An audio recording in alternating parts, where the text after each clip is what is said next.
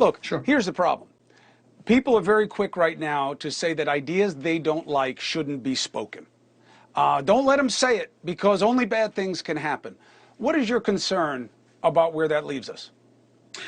Oh, I have major concerns. As you know, I do national television every day. There's no 7-second delay. There's no tape. I'm live, et cetera, et cetera. And so you got to watch everything that you say. You got to speak with passion and conviction, honesty, as many facts as you can possibly conjure up, but in the same breath, mindful of the kind of cancer culture that has invaded our society. And for me, intent matters. If you do not intend to hurt anybody, whether it's another person, it's another community, et cetera, and you're just speaking about what you know and you're open to correction as opposed to being convicted about ignorance, then I think that it's something that, you should obviously be taken into consideration, and you should have an opportunity to engage in dialogue in. Because think about it.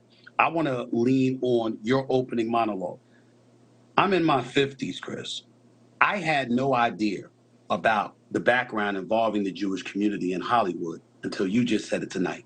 I heard a whole bunch of other things about what the Jewish community endured, but as it specifically pertained to Hollywood and what the opportunities that the Jewish community was denied and why they ended up in Hollywood, I never, ever knew that.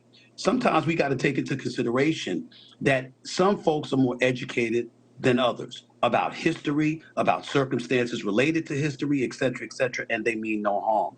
And when that is not taken into consideration, that's the danger. It's the willingness to catch somebody. It's the willingness to catch hold of them and say, okay, this is an opportunity to cancel them, as opposed to saying, okay, you were wrong. Let me tell you why, and then give them an opportunity to go about the business of explaining themselves and correcting the error of their ways. That's the danger that's going on in our society right now, because people are looking for an excuse to erase and eradicate other folks. And that's what's incredibly unfortunate about the day and times that we're living in.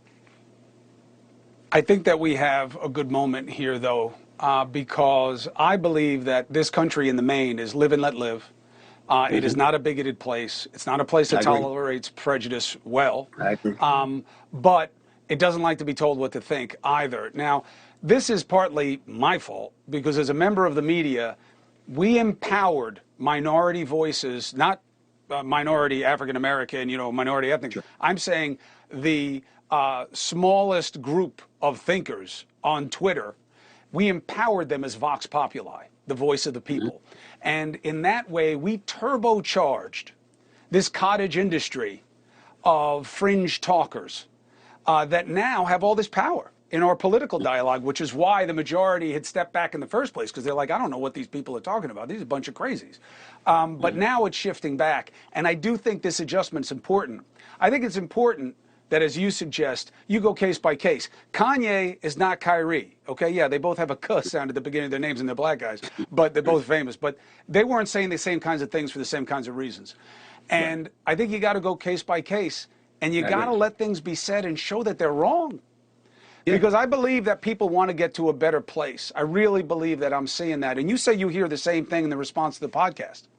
Yes, without question. There's no doubt about that. A lot of people say that, and they should feel that way. But we also have to take into account how it got to a point. See, when you are subjected or you're at the mercy of a society where corruption rakes through our society and culture, as it has for so many years, where you've had politicians lying to us, you've had folks in corporate America lying to us, you've had the little man, per se, being abused to some degree. And then all of a sudden they got a voice. And it's a voice that disseminates to the masses, and it reaches millions upon millions of people. Yeah, there's a level of empowerment and a comeuppance that they believe the system deserves. And so because of that, you've got that level of friction. But by and large, what you're saying is absolutely correct.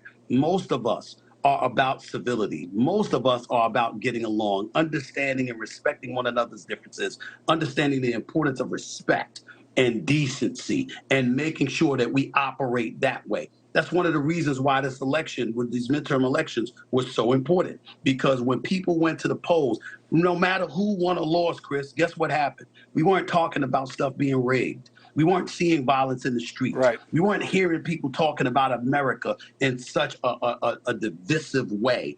We saw an election take place, and ultimately the American people spoke. And when you have that, It's a reminder that no matter how far we appear to have slid, in the end, far more people than not are God-fearing, decent, civilized human beings that just want peace and happiness in their life. And when you find that that's common ground exists out there, we're on the right path again. So I'm happy about that. Hey, thank you for watching. Please go to newsnationnow.com, newsnationnow.com, and you can find NewsNation on your television provider. And don't forget to click the red subscribe button down below. Then you will get more of NewsNation's fact-driven coverage.